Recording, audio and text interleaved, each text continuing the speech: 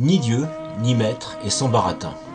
Anarchiste désabusé, agnostique, attaché à la liberté de penser et aux idées émancipatrices universelles, je tente, à travers ce podcast, de bousculer, sans filtre, la langue de bois des bien-pensants, de droite comme de gauche, ainsi que des fanatiques de tout poil.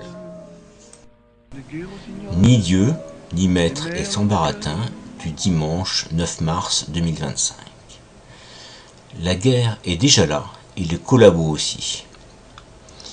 Bizarrement, ce sont les mêmes courageux qui refusaient de se faire vacciner pour se protéger, mais aussi, et au-delà des risques minimes de la vaccination, de protéger la communauté, qui, aujourd'hui, soutiennent Trump, Poutine et l'extrême droite.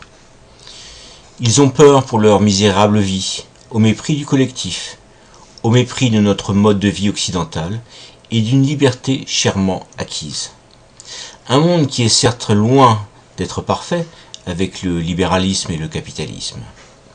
Ils préfèrent baisser leurs culottes devant les rodomontades de mafieux alcooliques et machistes. Heureusement pour nous, nos prestigieux aînés ne se sont pas comportés comme cela par le passé. Nous devons aux Américains, aux Russes de l'époque, à tous les autres alliés, aux résistants et aux Français libres, ce qui fait la beauté de notre pays aujourd'hui. Nous devons à De Gaulle d'avoir aussi su tenir tête aux Américains, qui avaient prévu de vassaliser la France en l'administrant après-guerre. Et nous lui devons la vision d'une France qui a aujourd'hui une place et une parole particulière dans le monde.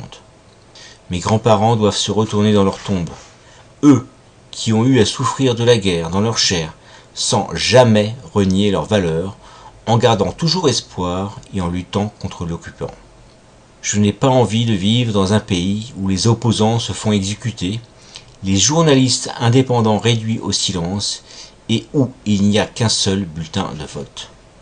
Je n'ai pas envie de vivre dans un pays où la masculinité virile et violente renie le droit des communautés LGBT.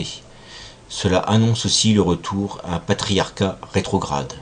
Je n'ai pas envie de vivre dans un pays où la justice n'est pas indépendante et où les citoyens sont soumis à l'arbitraire. Je n'ai pas envie de vivre dans un pays où l'histoire est réécrite afin de coller aux élucubrations d'un dictateur qui cherche à légitimer son action. J'espère que les Américains se réveilleront face à un Trump qui a raté son putsch du 6 janvier 2021, et je repense au putsch du 8 novembre 1923. Donc j'espère que les Américains se réveilleront face à un Trump qui a raté son putsch le 6 janvier 2021, avant sa prise de fonction légale du 20 janvier 2025, et là aussi je repense au 30 janvier 1933. Un Trump qui pratique l'intimidation, la violence politique, qui pratique l'amnésie quand cela l'arrange, qui tord lui aussi la vérité scientifique et historique pour les faire coller à son programme de société illibérale. La guerre est déjà là, puisque des opérations clandestines sont pratiquées par toutes les parties. Guerre informationnelle avec la désinformation, la propagande, la submersion informationnelle non représentative, les fake news. Guerre sur les infrastructures du réseau Internet, piratage informatique, assassinat d'opposants, tentative d'assassinat, opération de sabotage, manipulation électorale, chantage, lobbying, espionnage, etc. La guerre est déjà là, et les collabos aussi.